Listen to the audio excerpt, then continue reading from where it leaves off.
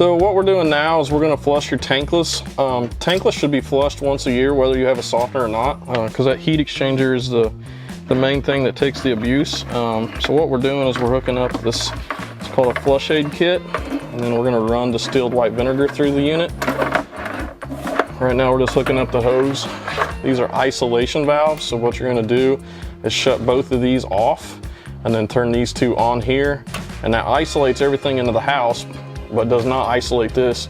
It lets the system clean itself out. Goes through the pump here, and we run distilled white vinegar through it. I do half water and half a gallon of distilled white vinegar on both of those, and then that cleans the system. Let it run for about 45 minutes. So what we're doing now is we're going to dump hot water into the bucket here.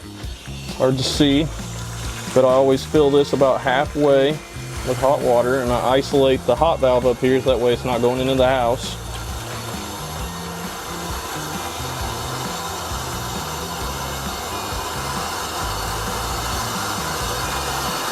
We let that fill up to about right there. Now what we're going to do is we're going to take distilled white vinegar here, and we're going to do the same thing. This has already got a little bit over half gallon here. We're just going to dump the rest of that in there.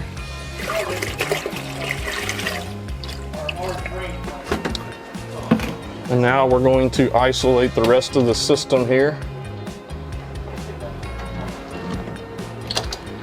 And then open up the isolation valves to flush the system.